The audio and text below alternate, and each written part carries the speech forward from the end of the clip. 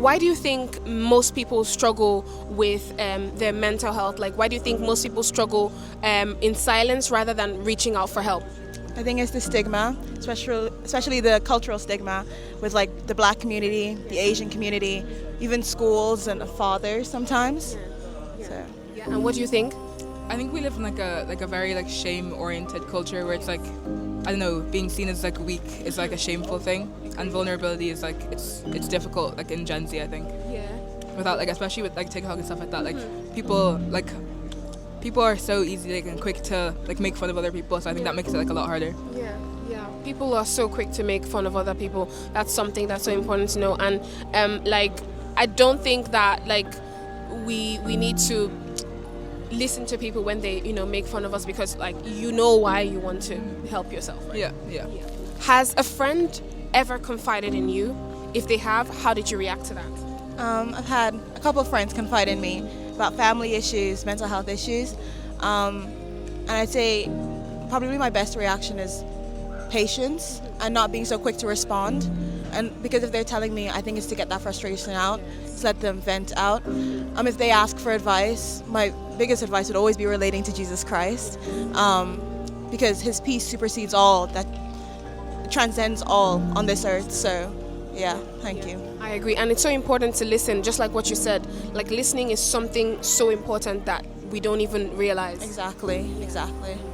And what do you think as well? I would definitely go off what Aaliyah said. Like, I think it's so important to be like slow to speak and quick to listen.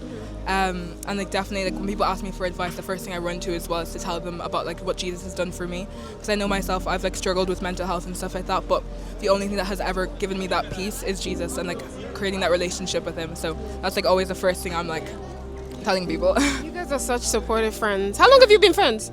8 months. Wow, and so in sync.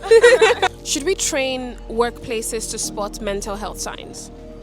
I definitely think so, especially in like more, we were talking about this earlier actually, like in more high risk, like in high stakes jobs, like being a doctor or a pilot and stuff like that. It's so important to be like, I guess, mentally stable.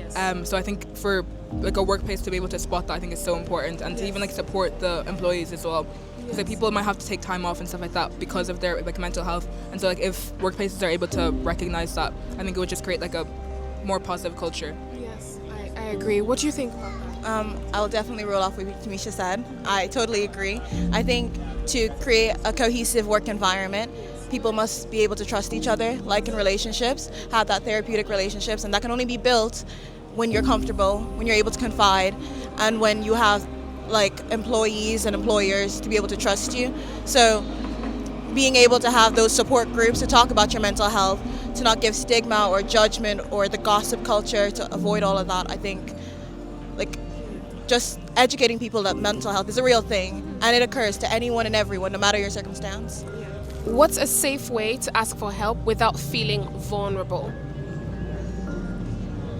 I would say, I think it's important to feel vulnerable. I would like say not to run away from feeling vulnerable, if that makes sense, because you're never gonna be able to like get proper advice if you're not vulnerable with other people. Like, if you're not like being open and telling them those things. But I think it's so important to have like safe spaces and people that you can go to. Like, for example, like Aaliyah, she's my best friend. Like, I could go to her like so easily, or like even people in church and that type of thing. Like, just finding community, I think, is so important. But I think it's easier said than done, especially today. Because we live in such like an individualistic like society, so it's really hard. But I think for me, like, I've always found that safe place in like my friends and stuff like that. So like creating those relationships, I think that's like a starting ground to like being able to be open in that way. Yeah, it's important to not feel vulnerable, but for people who really struggle, like, what's a safe way for them to ask for help without them feeling vulnerable? I think definitely going to a person they trust, a person who has maybe most likely even confided in them, because that gives space to be more open to another person. I struggle with being vulnerable to people sometimes, but I feel like it's easier when it's reciprocated. It's easier when a person is there to listen, when a person isn't so quick to anger, quick to point the blame. But vulnerability takes time. It takes steps. It's not just something that can like occur easily to some people. So to be vulnerable, sometimes it might just take like even just opening up about your problems. That's in itself being vulnerable, even if it's just a sentence or two. So it's definitely something that shouldn't be avoided, but like to build a relationship, it needs to happen. Yeah. Thank you so much. Those are such amazing answers. If help was anonymous, would more people use it?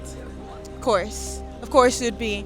I feel like a lot of people would use it, but at the same time I think the other chance would be, would people think this is real? Like, some people are in such dire need of help that to put that anonymously, some people might not believe it, think it's fake, think it's like, I don't know, but I definitely do think it is the way to go. And even doing all this is to make everything more aware is definitely the way to go. Thank you so much for that. And if help was anonymous, like, do you think more people would use it? I think for sure, like because then no one would know who you are, so like people would be more comfortable with sharing things, knowing that it's not going to get tied back to them, if that makes sense. So I think definitely if it was anonymous, like more people would be encouraged to like share and like seek advice, if that makes sense. I agree with you both 100%. Thank you so much for your time, Aliyah and Misha. Yeah. Oh, thank you so much, guys. Enjoy the rest of your Sunday. Bye. Thank you. Asking for help isn't weakness, it's wisdom. Samaritans offer 24/7 support, no judgment. You're never alone.